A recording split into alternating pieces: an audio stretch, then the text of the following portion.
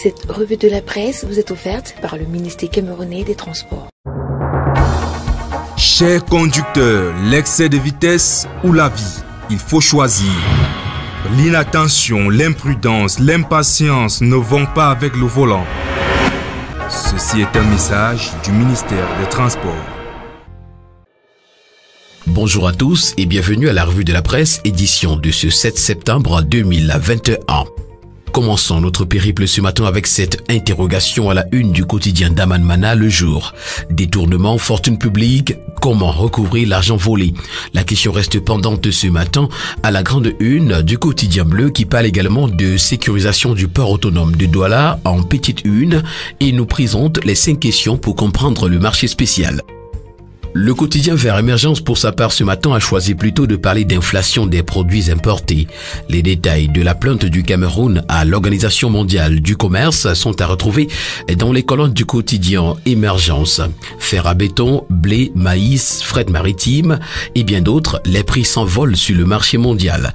En saisissant l'Organisation mondiale du commerce, le ministre du Commerce réclame des initiatives fortes de la part du régulateur du commerce mondial. Pour le quotidien économique qui parle également de commerce international, ce matin, le Cameroun interpelle l'OMC sur le renchérissement de certains produits importés. Luc Magloambaga Tangana a adressé le 2 septembre 2021 une correspondance à la directrice générale de l'Organisation mondiale du commerce, Ngozi Okonjo-Iweala. Les vrais faux repentis de Boko Haram nous sont présentés ce matin à la grande une du quotidien Mutation. Le quotidien nous renseigne ce matin que des revirements ont été enregistrés parmi les combattants ayant déposé les armes. L'enquête à l'extrême nord est à retrouver ce matin à la page 5 du quotidien. Avec l'hebdomadaire La Terre Promise, on parle ce matin du gros malentendu que constitue la double nationalité dans le football camerounais. La problématique de la double nationalité est remontée en surface avec l'annonce de la candidature de Samuel Eto'o à l'élection du président de la FICAFOOT.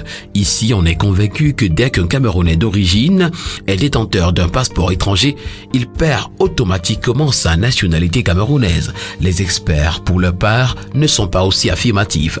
L'information est à retrouver des pages 5 à 7 de La Terre Promise Hebdo. Le quotidien L'Info à chaud qui parle ce matin de délestage d'électricité dans la ville de Fou nous renseigne que l'archevêque s'insurge contre le RDPC.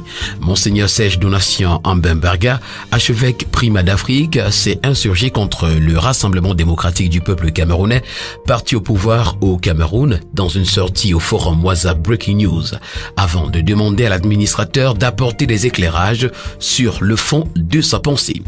Éliminatoire Coupe du Monde de Qatar 2022, la CAF et la pelouse font perdre les Lions, titre ce matin le quotidien L'Info à chaud en petite une. Le bi-hebdomadaire L'Anecdote pour sa part ce matin a choisi de parler du stade de Paul Biya et nous présente la forfaiture de Molé Kombi. La rencontre Cameroun-Malawi comptant pour les éliminatoires du Mondial 2022 tenue vendredi dernier à huis clos à Yaoundé a permis de mettre à nu de nombreux mensonges et manquements autour de cette infrastructure sportive. Coutumier des annonces pompeuses et grandiloquentes, le ministre des Sports et de l'Éducation physique vient d'être rattrapé par la Confédération africaine de football sur les prétendues dispositions sanitaires imposées par elle. L'information est à retrouver ce matin en page 11 du bi-hebdomadaire L'Anecdote. Pour le journal à caractère satirique Le Popoli, on titre ce matin « Stade Paul Biya d'Olembe, enlevez mon nom ». Le Popoli parle également en petite une ce matin des impayés de cotisation. La Caisse nationale de prévoyance sociale pose des scellés sur le groupe Fadil. Et puis, opération épervier, la traque des cimes miniers s'opère. L'hebdomadaire Le Point pour sa part ce matin parle également des cimes miniers et la liquidation des entreprises publiques et titres sacrifiées. Le passage de Lazare Simimini au ministère des Finances n'a pas été du goût de Lazare Atto et de sa sphère de protecteur et acquéreur de certaines parcelles litigieuses du domaine de l'État qui redoutait tant ce frère du village qui avait vite fait de constater les gaffes et les tripatouillages du cabinet conseil Atto dans la gestion et la sauvegarde des actifs résiduels des anciennes sociétés d'État. Le broyeur se mettra en activité comme cela est devenu légion dans la plupart des dossiers pendant au tribunal criminel spécial. L'ancien ministre des Finances sera jeté en pâture. Toutes les révélations au sujet de cette affaire sont à retrouver ce matin dans les colonnes de Le Point Hebdo, notamment en page 11. On parle également ce matin de Camerco, la nouvelle arnaque et puis lutte contre le terrorisme. Toujours à l'affût, titre ce matin l'hebdomadaire. Le bi-hebdomadaire, l'étudiant pour sa part ce matin qui parle de Covid-19 au Cameroun, nous renseigne que le test vaut désormais 6 500 francs CFA. Grâce à l'implication du ministre secrétaire à la présidence de la République Ferdinand Ngongo, le test de dépistage de la Covid-19 passe de 17 500 francs CFA tel qu'offert par Bédéline Médical Cameroun SA à 6 500 francs CFA.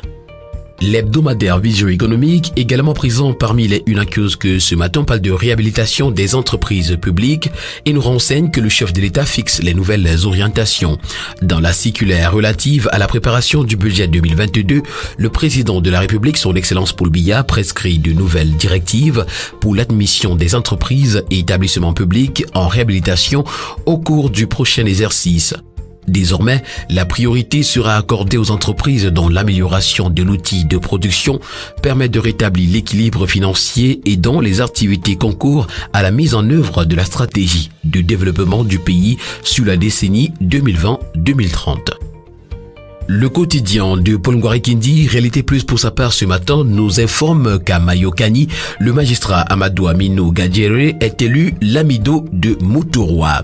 Et puis dans le Mayo Ourna, le ministre Gabriel Bayrobé sensibilise les jeunes à travers le sport.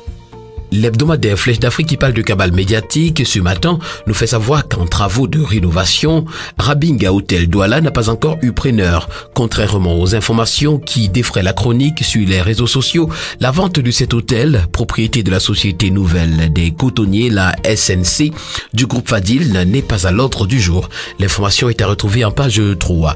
Un petit une ce matin, on parle de téléphonie mobile quand elle lance officiellement la commercialisation du produit Blue Home. L'information est à retrouver en page 4. Terminons ce matin avec l'hebdomadaire Le Crayon Info qui parle de renouvellement des organes de base à Djoum.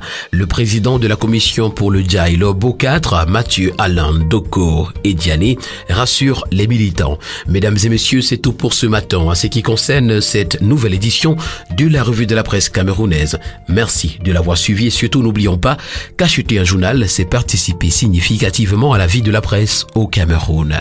Agréable journée à tous.